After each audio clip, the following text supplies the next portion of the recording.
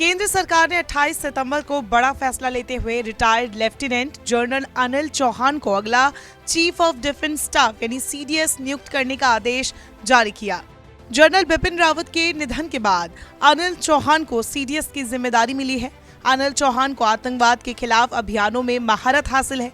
उनकी बारामूला समेत जम्मू कश्मीर के कई जगहों पर तैनाती रही है। सरकार के इस ऐलान के बाद से ही एनएसए अजीत डोभाल के मिलिट्री एडवाइजर रह चुके अनिल चौहान की चर्चा तेज हो गई है।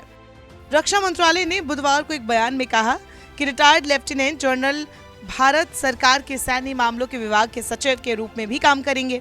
18 मई 1961 को उत्तराखंड के पौड़ी गढ़वाल में जन्मे लेफ्टिनेंट जनरल अनिल चौहान देश के नए सीडीएस होंगे। उन्हें 1981 में 11वीं गोरखा राइफल्स में कमीशन दिया गया था।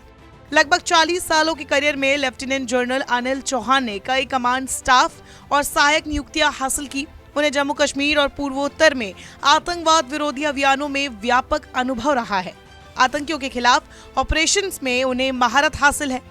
आईएमए देहरादून और राष्ट्रीय रक्षा अकादमी खड़गवासला के पूर्व छात्र रहे लेफ्टिनेंट जनरल अनिल चौहान ने उत्तरी कमान के बारामूला सेक्टर में मेजर जनरल के पद पर भी इन्फेंट्री डिवीजन की कमान संभाली है। बाद में पूर्वोत्तर में एक कोर की कमान संभाली और फिर सितंबर 2019 में पूर्वी कमान के general officer commanding in chief बने। 31 मई 2021 को सेवा से रिटायर होने तक वो इसी पद पर बने रहे। देश के पहले सीडीएस जनरल बिपिन रावत उत्तराखंड के पौड़ी गढ़वाल के ही रहने वाले थे। एक हवाई दुर्घटना में उनकी मौत के बाद देश का ये अहम पद खाली चल रहा था। केंद्र सरकार द्वारा इस पद के लिए अनिल चौहान की नियुक्ति भी उत्तराखंड वासियों के लिए गर्व की बात है। चौहान का पैतृक घर पौड़ी गढ़वाल में आता है। वो राजपूत परिवार से ताल्लुक रखते हैं। वही इस ऐलान के बाद उत्तराखंड सीएम पुष्कर सिंह धामी ने भी खुशी जताते हुए कहा कि उत्तराखंड वासियों के लिए गर्व की बात है। सेना से विशिष्ट और शानदार सेवा के लिए लेफ्टिनेंट जनरल अनिल चौहान को परम विशिष्ट सेवा पदक, उत्तम युद्ध सेवा पदक, अति विशिष्ट सेवा पदक, सेना पदक और विशिष्ट सेवा पदक से सम्मानित किया गया है। वो एनएसए अजीत डोभाल के मिलिट्री एडवाइजर भी रहे।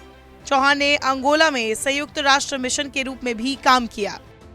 बता दें, देश के पहले सीडीएस जनरल बिपिन रावत पिछले साल 8 दिसंबर को तमिलनाडु में अपनी पत्नी और करीब 11 लोगों के साथ चॉपर क्रैश के चपेट में आ गए थे, जिसमें उनकी मौत हो गई थी। जिसके बाद से करीब 10 महीने तक सीडीएस पद पर किसी की नियुक्ति नहीं की गई थी। अगले सीडीएस पद पर लेफ्टिनेंट जनरल चौहान के नाम के ऐलान के बाद जहां मुख्यमंत्री पुष्कर सिंह धामी खुश है, वही उत्तराखंड की जनता भी गर्व महसूस कर रही है। नमस्कार, मैं हूं मानक गुप्ता। अगर आपको हमारा ये वीडियो पसंद आया हो तो इसे लाइक और शेयर जरूर करें और हाँ, हमें सब्सक्राइब और फॉलो करना ना भूलें ताकि आप देश और दुनिया की कोई खबर मिस ना करें। तो जुड़े रहिए हमारे साथ और देखते रहिए न्यूज़ 24।